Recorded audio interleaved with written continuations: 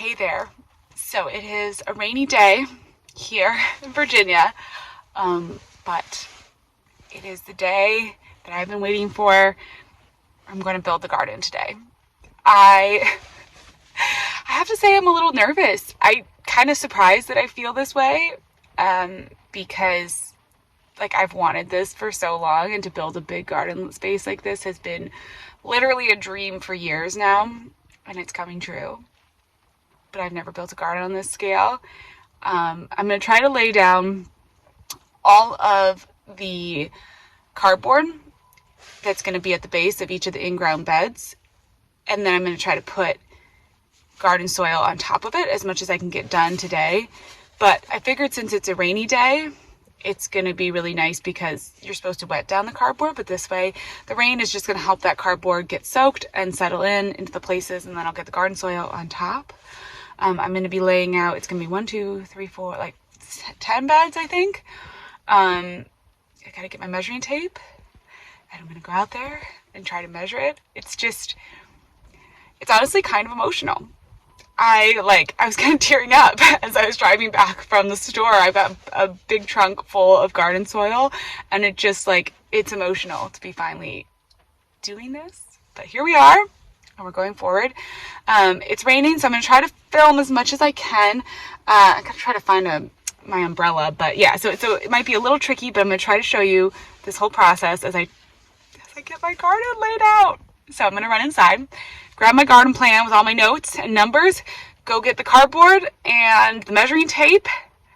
I'm kind of just winging this. As I said, I've never done it before, so we'll see how this goes.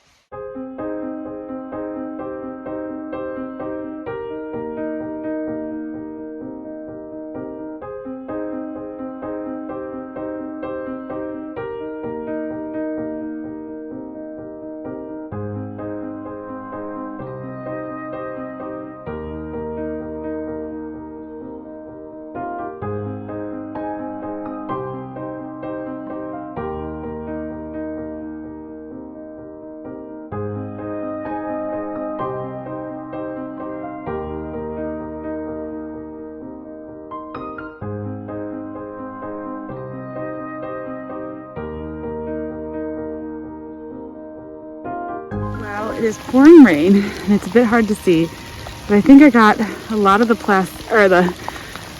cardboard laid out, and so now it's just going to be a matter of putting some soil on it. It's definitely not perfectly symmetrical.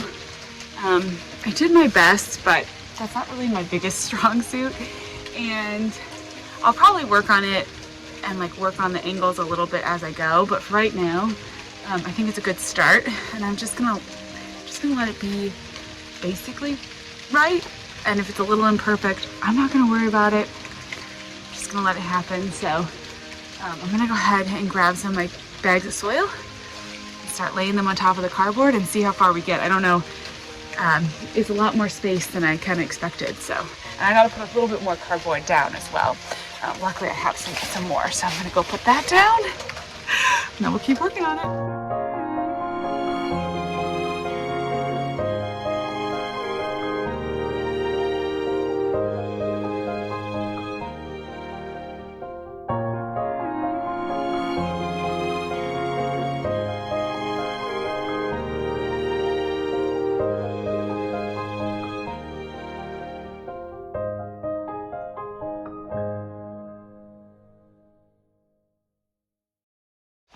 Oh my gosh, this is a workout. Some of that garden soil, so I'm just using garden soil, just the basic garden soil I could find. Some of it was frozen, so it was extra heavy. So now I'm gonna go grab a knife, open that up, and then see how much soil I need, because I think I'm gonna need more. Well, I'm out here to get more potting soil now. I feel like this video is going to be a little bit haphazard because the rain is making this whole process both easier and harder.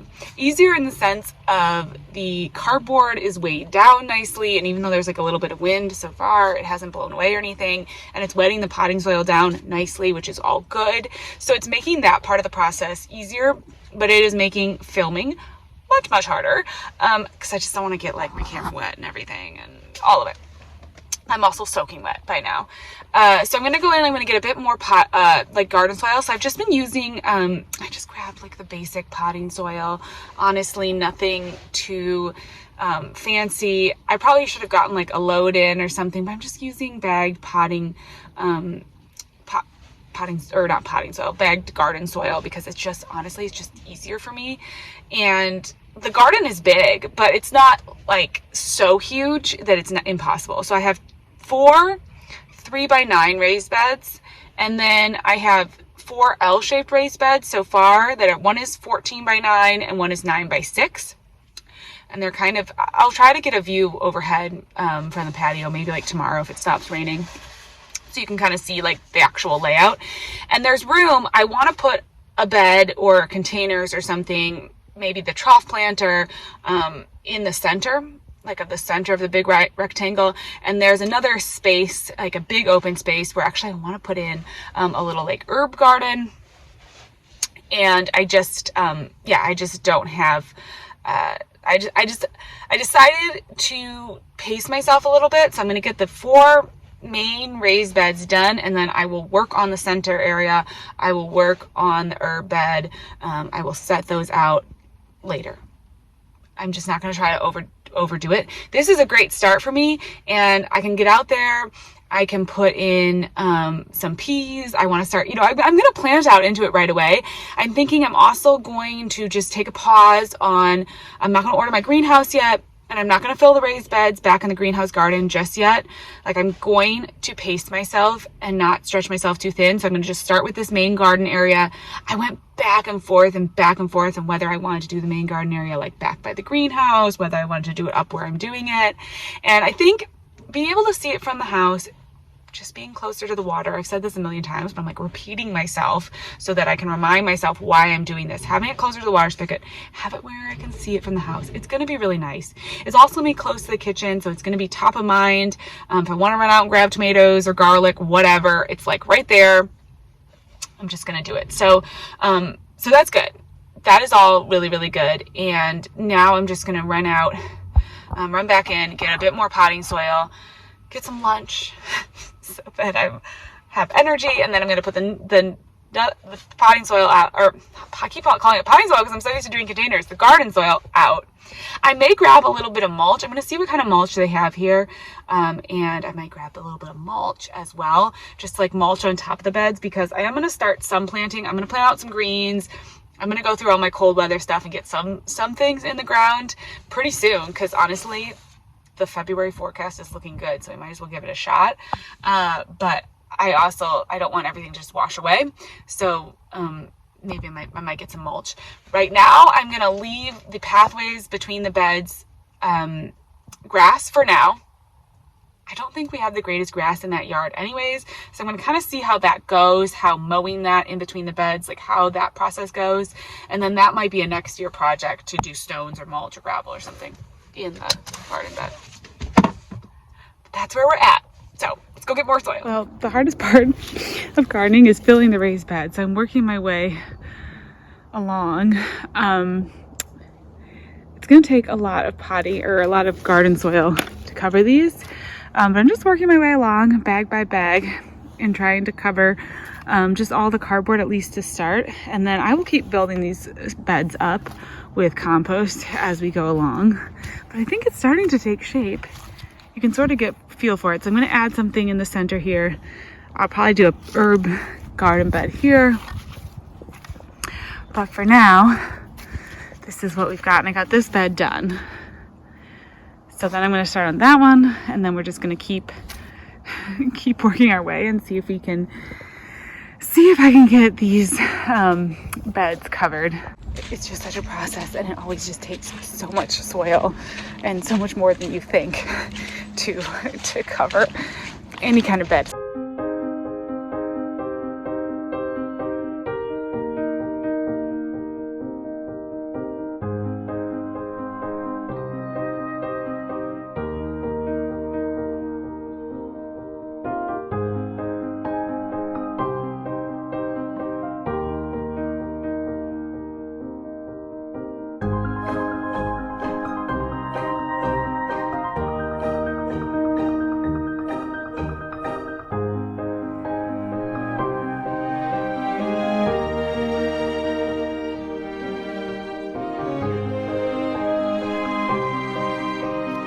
All right, so it's the next day.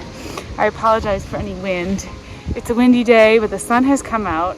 The sun is shining, and I think the garden is basically done. So you saw we started just putting a bunch of these like logs that we had around the edges of the garden beds. Basically, while the garden's getting started here, and because we have so much grass, I just figured, and we're kind of on a hill, I just figured maybe we want something around the outside of the beds.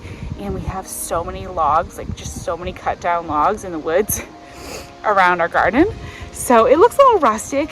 I know that we're probably gonna end up with some pests because of the wood, and it's the decomposing wood, but I'm hoping we can stay on top of that. And anyways, I think it looks really fun. All right, so this is the new garden space. Look at that. We've got all the nice soil here. We're ready to go. And the garden just, yeah, I still need to add more soil.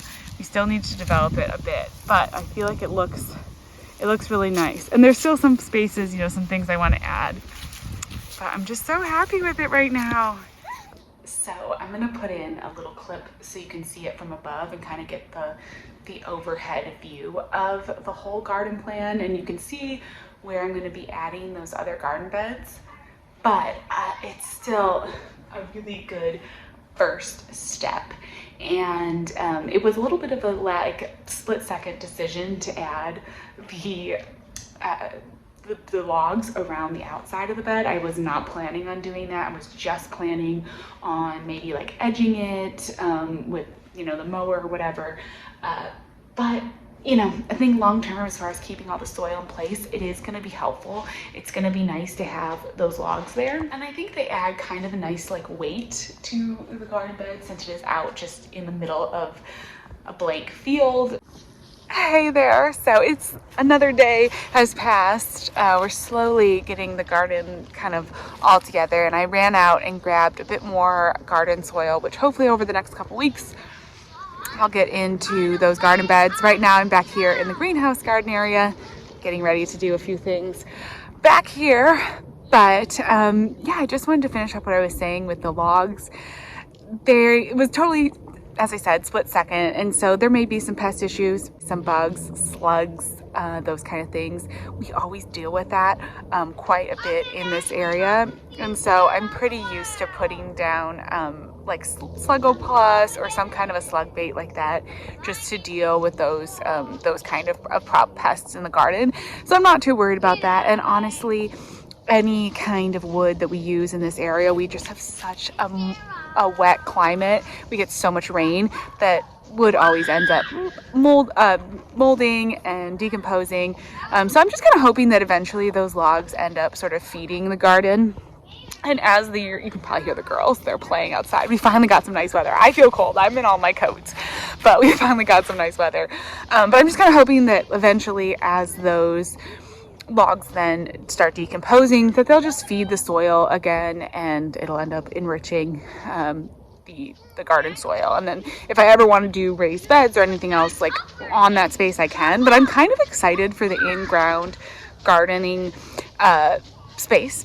I think it's going to be really, really fun, and growing in ground is super nice. So hopefully it's going to be good. And we're just going to try it out this first year. The first year in any garden space, I think you just have to look at as an experiment.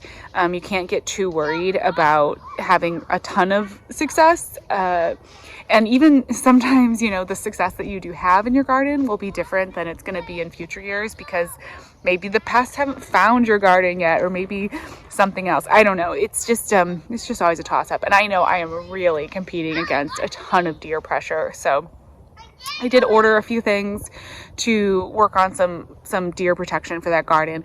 And over the next couple months, I'm going to be putting in a lot of barrier plantings. I want to do a whole bunch of pollinator gardening all the way around with catmint.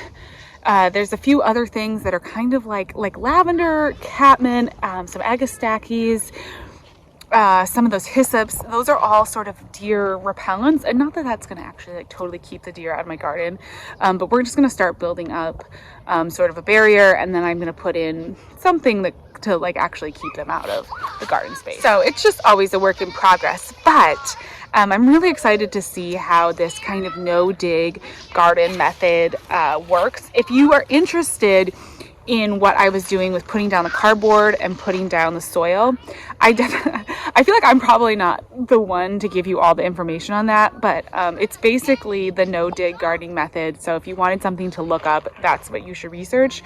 No-dig gardening. Charles Dowding, I think, is kind of, he's a British gardener. You've probably heard of him, but he's kind of like the expert, I feel like, on that type of gardening. And I'm just doing that because I have so much clay soil that there just is no point to even try to like turn up this soil. There's nothing for anything to grow in. So I'm just going to be adding these layers of compost on top.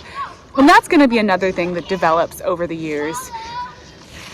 My daughter is just singing in the background as we add in more and more layers of compost on top. And I will take you through that process as we build the soil and grow the garden and grow the beds, and it all develops. But at least the garden is in.